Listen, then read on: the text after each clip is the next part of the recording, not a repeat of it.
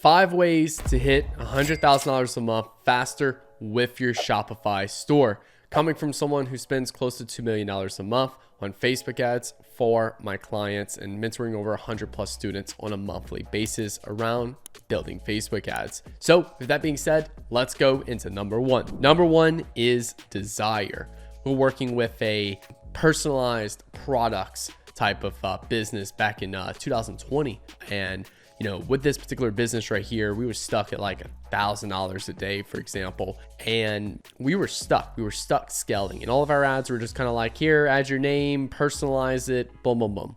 And then one day we kind of realized that, hey, we were too much focusing on the product and what the product does, and we weren't focusing enough on the market and what the market wanted. And after doing research, the market wanted basically a gift for their sweetheart. So what did I do? I literally went ahead and said the perfect gift for your sweetheart, our personalized, product itself. Then what we did was we take a step further and we went get some content shot with this product, and then like a girl and a guy basically holding the product and like loving each other with the product in their hands. So that way we can really articulate that desire of what people are looking for, and also to call out what they want. When we're able to do this, we're able to scale up to $10,000 a day with that particular ad, because we stop focusing on our product and we start focusing on our market and what our market wanted, and creating content that appealed to our market's desire. So this can be very, very powerful for your business. If you're not hitting on the right desires inside of your business and channeling those onto your product, it can definitely leave you lagging behind in terms of other desires. So there will be some desires that are a lot stronger for your product and some desires that are kind of average. Now, do you need to consistently keep testing desires all the time? No, you will get to a point where you've tested them all and you're just kind of really nailing in on one or two that are driving majority of the performance for the business. Now, number two is awareness levels.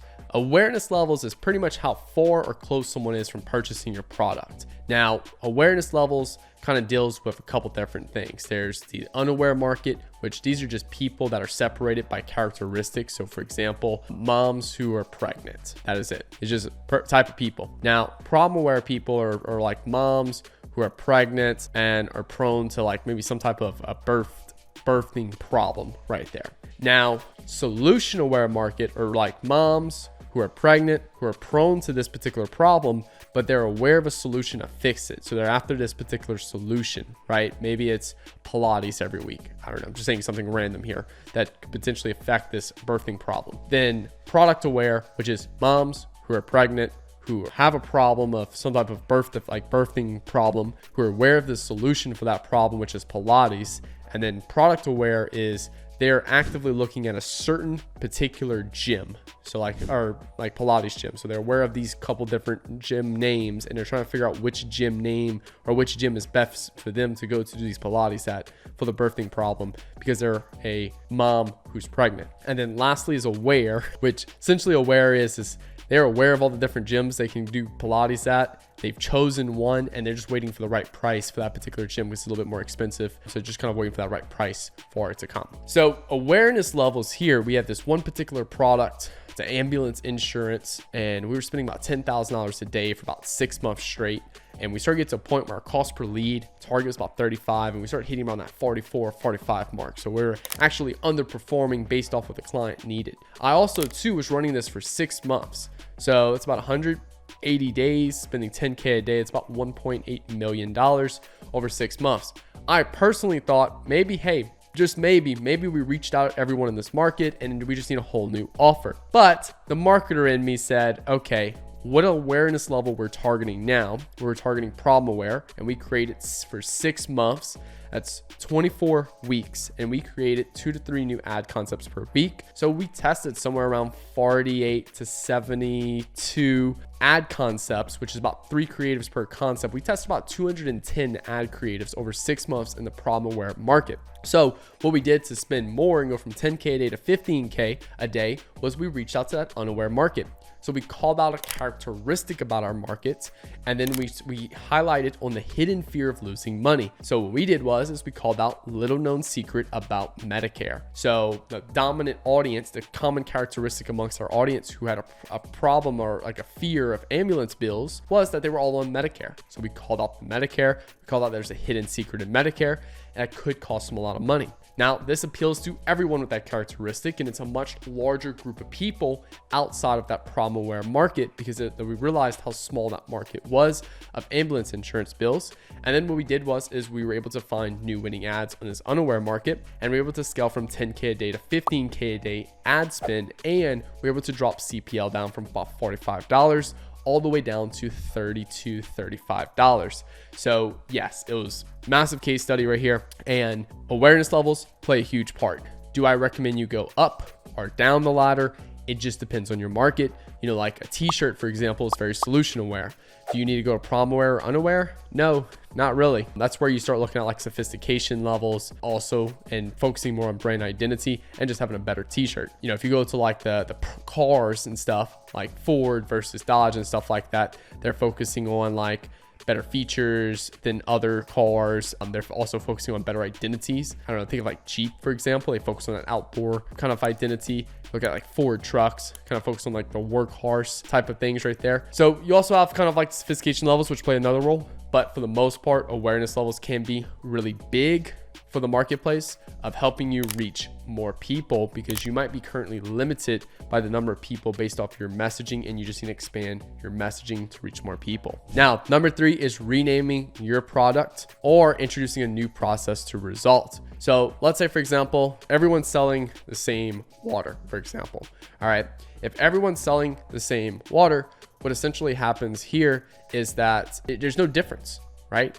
So everyone's selling the same water. There's no difference. Who do I pick? It's just pretty much going to go to the one that everyone started off with. So what you want to do is you want to introduce a new process to result. What makes our water better? So for example, like Fiji water comes from like, I don't know, what's this come from? It kind of comes from like the rainforest and like, I think like volcanoes and stuff like that, like water by volcanoes and stuff. I don't know the full story, but it's like they have a unique process of where this water comes from that makes it seem more valuable. And also it shows how much pure it is. It has like a 7.0 something on like the pureness factor. I forgot exactly what it's called, but you can see right there is that they introduce a new process to result, a new way the water is formulated, which makes it more valuable. Something else I can turn back to is my YouTube channel. I looked at all the other YouTube channels, and pretty much everyone was hiding a lot of the things that they were doing to get results because they're trying to sell a course or something like that. My YouTube channel, I give everything away for free, because I want to help you guys. I want to stand out. Obviously, there's some financial incentives if you guys joining my agency and me running your ads, or B, joining my mentoring where I can review your ads and give you feedback based off your ads and stuff.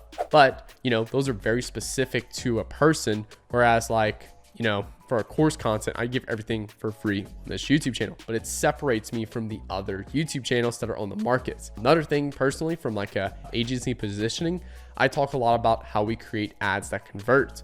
Whereas all the other agencies says we're going to scale your Facebook ads, we're going to run this account type of ad account structure, these types of things. I show them the exact marketing fundamentals we're going to leverage to make them more money with better Facebook ad creatives. We've realized that they already kind of know they need to create better Facebook ads, but how? What's that system to creating better Facebook ads? That's where I introduce our system called emotion baiting, and it's how it's helped us scale multiple brands now to multi 7 figures a month. Now, number 4 is switching the persona you are targeting. Sometimes if you have the wrong persona in type of the ads you're appealing to, that can greatly impact the number of which you can charge. It also can greatly impact your conversion rate. So I'll give you an example really quick. I was with this particular mindset coach, one of my students before this call, or before I did film this videos and stuff like that. And this particular student was targeting people how to fix their mindset and how it can just better their life, right? And he was really struggling with, you know, intentions of like making more money and like, you know, charging more and stuff like that. He was looking at different ways to like, you know, basically kind of rebuild the business. I was like, look, you actually have a relatively simple problem here, is you just need to change your persona.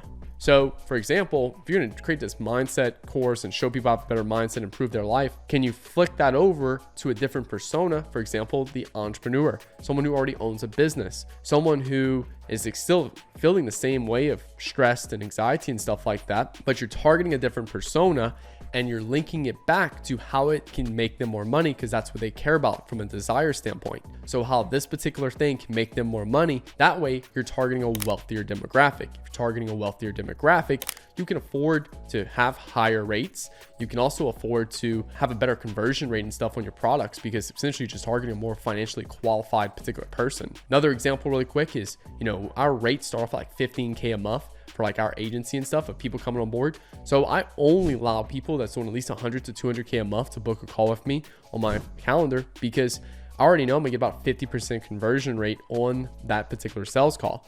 Now, if I had people that were booking calls all the way down that were doing 10K a month, I'd probably have 100% no's on 10K a month, because it wouldn't make sense to pay me 15K a month. They're making 10K a month revenue with their Shopify store. So that's a big thing right there. I changed my persona to charge more and make more. And guess what? I'm doing actually the same amount of work. So that's also a huge thing right there, is the persona you're targeting can substantially impact your results with your business. Last thing, number 5 is your product superior in the marketplace?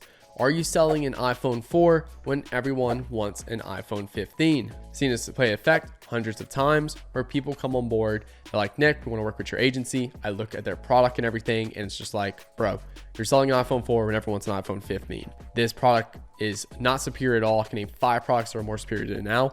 You need to go find a new product. I know it sucks to hear, and I know you're like really eager to make more money, but this has been the biggest catalyst. I've had a student in the program go about 2-3 months, no, not even longer than that, like almost 8-9 months in the program with the same product, kind of just bouncing back and forth like 10, 20, 30K a month, and then finally switched products to a superior product in the marketplace, and he was able to do 200K in December because he found a better product in the marketplace that was just superior, better niche, all that good stuff. So you do have to play a little bit of devil's advocate here, because you do want a superior product, but you also don't want to be consistently chasing products.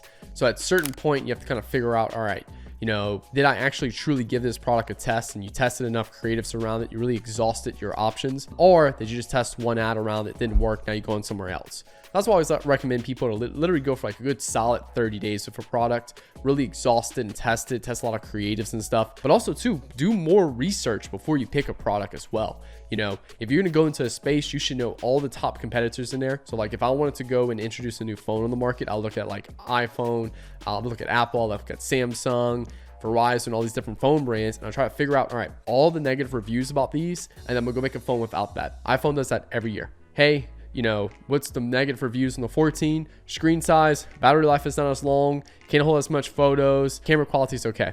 All right, cool. Let's improve those much better. And every year they keep doing the same thing, because guess what? That's what people care about. That's also where it goes back to desire. We only really focus on the things in our products that people care about, because that's what's going to give us our best results when we bring that product to the marketplace. All right, guys, I really hope y'all enjoyed this video. Make sure you hit the like button and hit that subscribe button for new videos every Monday, Wednesday, and Friday.